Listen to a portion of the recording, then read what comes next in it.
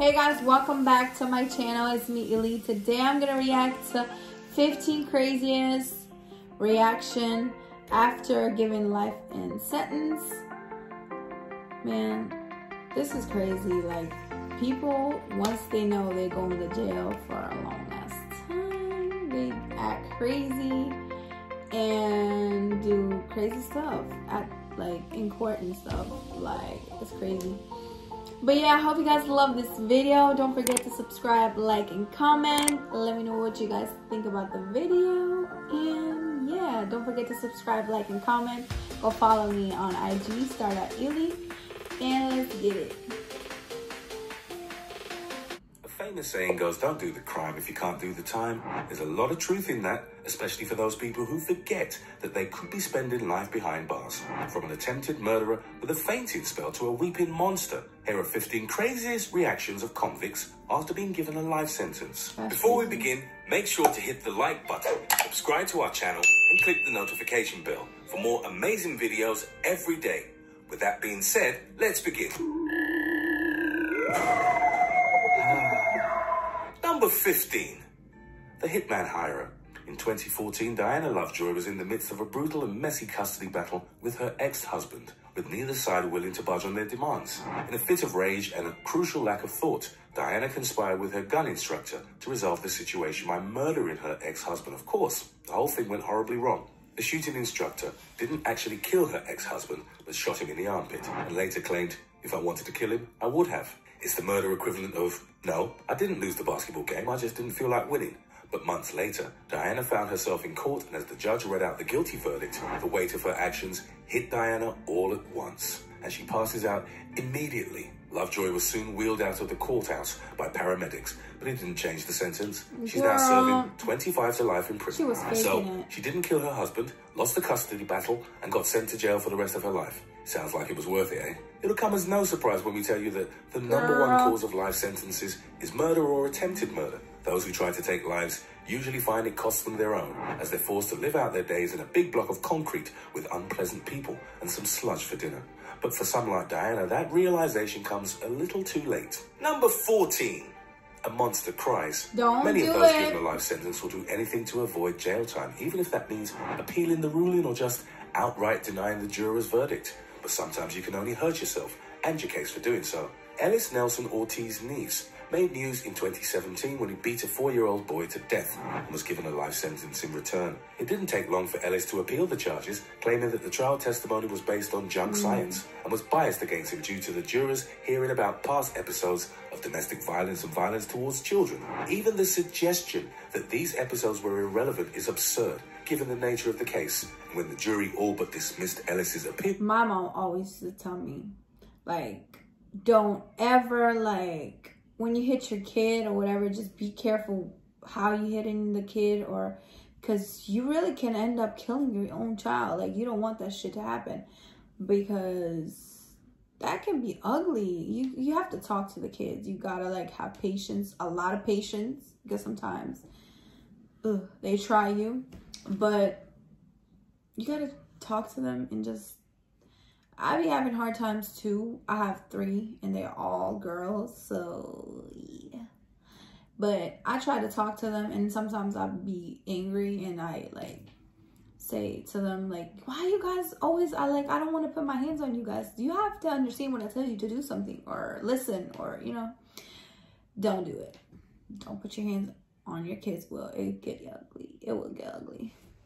The judge began describing the injuries suffered by the boy in graphic detail. Overwhelmed by what he was hearing, Ellis broke down into tears until he was eventually forcibly removed from the court. In what has to be one of the most brutal and honest comments ever heard in a courthouse, the judge called Ellis the lowest form of human life that I've been able to observe or see. Shortly after, Ellis was sent back to prison for the rest of his life, and rightly so. Justice had been served. Number 13. The teen killer.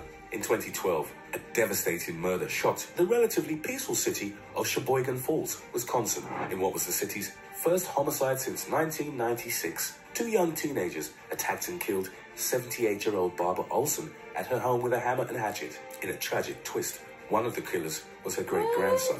At only 14, Antonio Barbeau was sentenced to life in prison for first-degree intentional homicide. Barbeau initially tried to get himself off the hook by claiming mental disease or defect due to cognitive difficulties that began when he was struck by a car at the age of 10. But when it became clear that this excuse was not going to work on the court, Barbeau was forced to accept the severity of what he did. And he was so overcome with guilt and regret about his crime that he couldn't even finish his statement in court, forcing his lawyer to finish it for him. Barbeau's unforgivable killing of his own great-grandmother did not just end her life, but his too. At the age of 14, he all but guaranteed that he would spend his life in prison, only becoming eligible for parole in 2048. By that time, he will be 50 years old and will most likely be regretting this twisted decision. Number 12. What the fuck? The Fainting Sisters. In 2017, a 3-year-old Georgia boy was pronounced dead, with the cause ultimately determined to be Innocent blunt force kids, trauma. man. But the boy's guardian claimed he had been sent to bed after taking a cupcake, where 2 sisters went to check on him and found him unresponsive. That's obviously a very different story. So what actually happened? Well, only in court did the truth come out. The boy had taken a cupcake from the kitchen when he wasn't supposed to, but the sisters didn't find him unresponsive. They decided to punish him themselves, with one spanking the boy and the other repeatedly hitting him with a baseball bat. All that for taking one cupcake. The boy later died from the repeated strikes, and the sisters were rightly indicted with a life sentence. This video shows the women reacting to their life sentence, with both collapsing to the floor. But was it shock, devastation, whatever it was, there's no question that these women deserved what they got. To beat a child to death with a baseball bat for something as trivial as taking a cupcake is such a cruel and evil crime that a life sentence is more than fair. Yet these sisters didn't expect to get such a severe punishment, which leads you to ask, what did they expect? Then again, it's clear that these convicts aren't exactly great at thinking in terms of long-term consequences. Number 11. Have an ad. Looking for feedback? That's How crazy. you ask is everything. How the hell Neat can you do type that? form. Like, what the fuck? 11. The sleeping murderer. It's always a bold move to laugh or smirk during your big trial. But to fall asleep, you're really playing with fire if you try and pull off that one. Yet some convicts don't consider a court appearance to be the place for regret or reflection, but pride. And as this guy showed, that's a really dumb thing to do. After murdering an elderly woman, this teenager made a splash in his debut appearance in court, after he spent the entire hearing laughing, smirking, and sleeping. At first glance, the convict looks to be under the influence of some kind of drug, but it quickly becomes apparent that he's actually just very proud of the twisted act that he committed. It's hard to believe that anybody could be so heartless to sit and smile as others hear of their cold-blooded killing. But that seems to be the norm for criminals like this. For this guy, the fact that he got a life sentence made no difference. He was happy about the crime and clearly didn't regret it. And for that reason, he got sentenced to spend the rest of his life behind bars. To sleep in court is to show no regret, no remorse, and no respect. And when you're at risk of going to prison for the rest of your life, that's not necessarily the kind of thing you want to be showing. Of course, that doesn't matter for this guy. Number 10. The crying carjacker. The old saying goes that there's no such thing as a victimless crime. Every action we take affects someone else. And the crime spree affects a heck of a lot more, particularly if you choose to steal from innocent people like this carjacker. And once you've committed these crimes and hurt others, it makes it difficult to feel bad for you when you cry over your life sentence. In 2014, Ryan Stone embarked on a carjacking crime spree, stealing several vehicles and kickstarting a lengthy high-speed chase with the police that resulted in one nearly fatal injury for a Colorado state trooper. The chase lasted over an hour and a half and included several different stolen vehicles, one of which had an innocent baby in the back seat. When he finally made it to court, Stone gave an emotional reading of his statement, claiming that he regretted his actions, a statement that contradicted recorded phone calls he made to his family from prison. In those phone calls, Stone allegedly bragged about his chase and insulted the trooper that he hit with the car with giddy glee. It goes without saying that the jury didn't take pity on the guy. Stone was ultimately sentenced to 160 years in prison for his actions, with the judge openly dismissing his claim to regret the very actions he bragged about in the calls. The Arapahoe County District Attorney added that unless Stone has access to cryogenics, he will die in prison. And cryogenics, as far as we know, are not available in prison. Get. Number 9. The morning murderer. Admittedly, this entry is less of a life sentence and more of an end-of-life sentence. A Florida man who killed 2 people while robbing several Dunkin' Donuts stores was given the death penalty in 2015 for his crimes. His response was not quite what you'd expect. For a guy who killed multiple people while robbing a coffee and donut shop, James Harrah's reaction to the news of his death sentence was unsurprisingly muted. There were no hysterics, there were no dramatics. He just nodded while clearly fading in and out, even as his devastated mother was led out of the courtroom after her emotional response to the news. For Gerard, this was a surprising change of tactic. Previous appearances before the court saw him barking like a dog and even daring the judge to give him the death penalty. But apparently, even when the judge called his bluff, Gerard still pledged to appeal the sentence. I guess that's a crazy reaction to a crazy reaction. Gerard never actually showed remorse for his actions. If anything, he boasted and goaded about the whole incident with little concern for how it would turn against him. This is an excellent example of how our actions have consequences. Not everything goes in your favor. Number 8. A murderer collapses. It's pretty wild that so many murderers or attempted murderers would admit that they committed the crime and then change their mind. However, it's a very common occurrence. Most of the time, of course, this change of mind is all but dismissed. And when that happens, you get some unusual reactions from the convicted. In 2016, Ylli Smith Riley pleaded guilty to charges of aggravated murder and attempted murder, only to later change his mind and claim that he did not do the very crime he said he did. This flip-flop was rejected pretty quickly, landing him a life sentence without the possibility of parole. But that didn't sit well with him. After hearing the news, Smith Riley collapsed to the floor of the courthouse before being picked up by police. But then he said something that confused everyone. So what does he get? To clarify, nobody has any idea whom Smith Riley was talking about. But if he was referring to himself in the third person, well, that's a whole other thing we can't even begin to deal with. It takes much courage and or stupidity to admit you did something and then claim you didn't do it. And it doesn't help anyone to just conveniently collapse when things don't go your way. But I guess that just goes to show that criminals aren't the sharpest tools in the shed. Number 7. Flipping the bird. This is probably a very obvious thing to say, but no good can come from flipping the bird to legal professionals. Whether you did the crime or not, whether you like the jury or you don't, it's just not a great idea to annoy the very people you want to save your life. Of course, some people just don't care if they get saved or not. TJ Lane was sentenced to life without parole after he murdered 3 high school students and injured another 3 while on a shooting rampage in 2013. At his sentencing, Lane heard the testimony of the victims' families while wearing a white t-shirt that read, "Killer," smiling his way through their devastating comments. When it came time for his own comments, Lane went against his lawyer's advice to give a very brief but deliberately upsetting statement that confirmed he felt no remorse about the massacre and actually enjoyed it. And then, in one final twist of the knife, he then gave the middle finger to the families of his victims. By the time Lane was at his trial, he didn't care if he got a life sentence or if he was just going to get the death penalty. He just wanted to stir up more upset for the families of those he killed. He did it, and it's a shocking sight to behold. Number 6.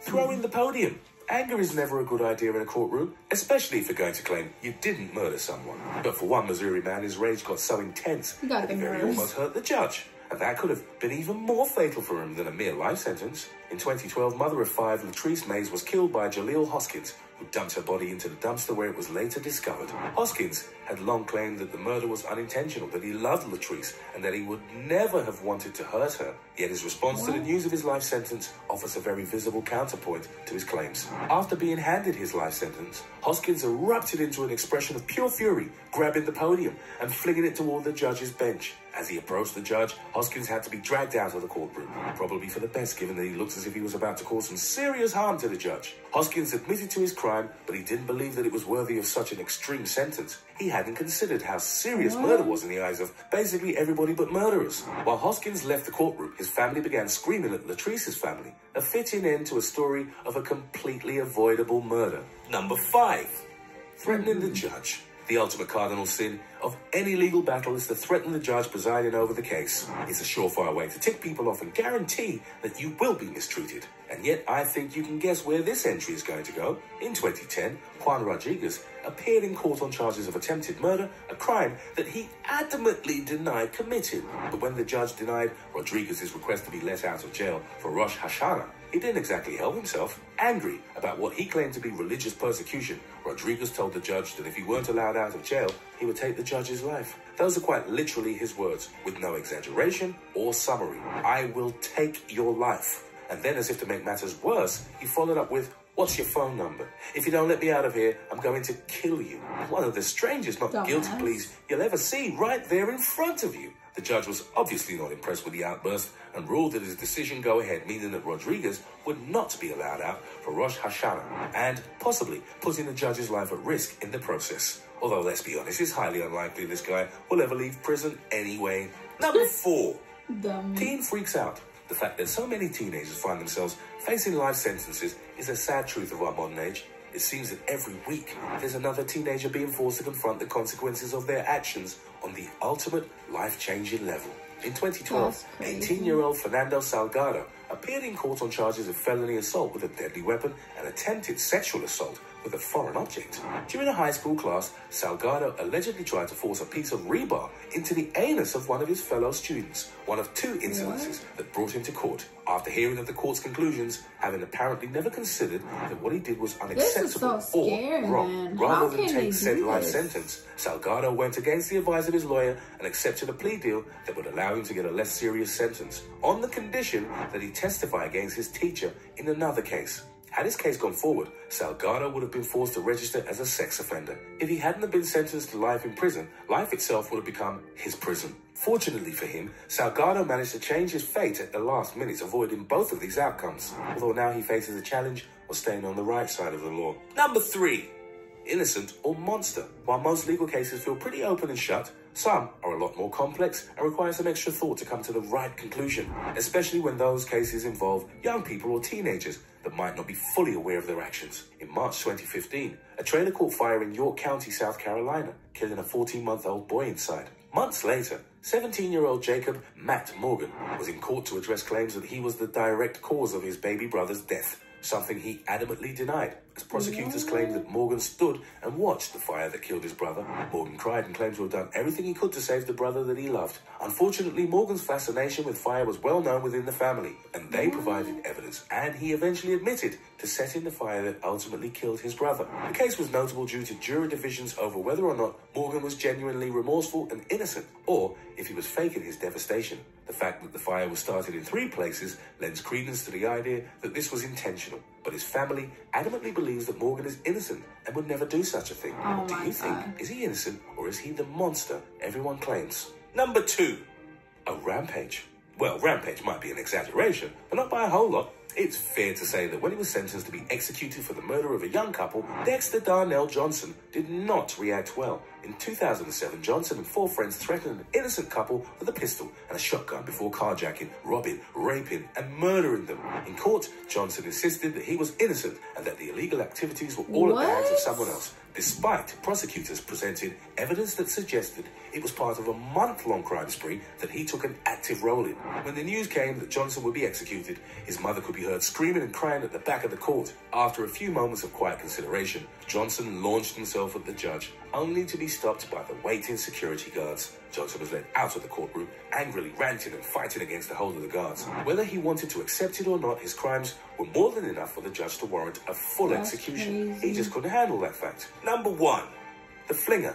If there's one reaction you didn't expect when you clicked on this video, it's this one. Some people aren't content to sling words at the judge, believing that the situation calls for something a little more dramatic, or, for lack of a better word, potent. 46-year-old Ricky Hand was in court on multiple charges of armed robbery, but was less than happy about the sentence he got. After the judge informed him that he would be spending at least 40 years of his life in prison, Hand voiced his opposition to the decision before reaching for something under his arm and retrieving some pill bottles from his sling. Of course, he wasn't going to take any medication. Instead, he had filled these bottles with, well, himself. Hand attempted to throw samples of his urine and feces at the judge. They was quickly stopped by security officials who no doubt stunk after the encounter. This is a pretty insane response to a sentence, and one that was probably as memorable to those in the courtroom as those outside of it. If only for what I can only imagine was the almighty smell of poop mixed with the sweat of the guy's sling. No thank you. Which of these reactions do you think was the most insane? Let us know in the comments. Also, check out our other cool stuff. Show it up on...